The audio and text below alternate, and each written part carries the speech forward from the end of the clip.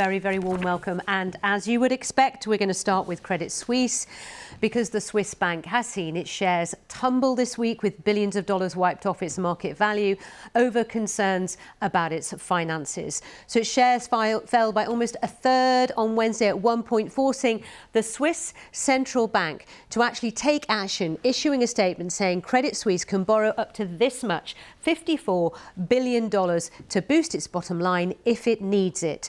Problems in the banking sector surfaced in the US last week with the collapse of Silicon Valley Bank. The selling continued in Asia today. At one point, Japan's Topix banking index fell by more than 4% after recording its worst day in 3 years earlier in the week. Well, we are now joined by Russ Mould, who's Investment Director at AJ Bell. For more on this, good morning to you, Russ. We're all waiting with bated breath as to how European markets will start the day off the back of the news that the Swiss central bank is standing by with help if needed. Is it thought this will calm the nerves?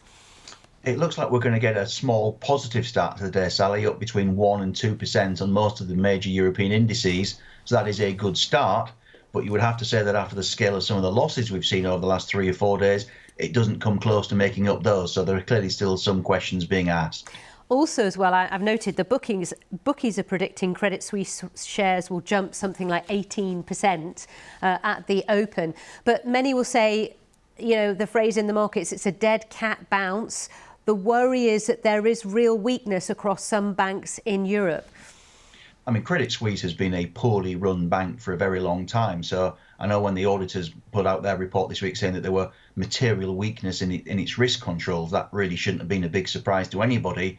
When markets are worried, they always look at the weakest links first, and Credit Suisse is definitely one of those. What the Swiss authorities are trying to do is say, again, to the depositors, you don't need to take your money out. We have your backs. And what they're trying to do there is stop a potential run and stop a potential domino effect. And also, since 2008, we've all learned a lot of lessons. Central bankers have, governments have.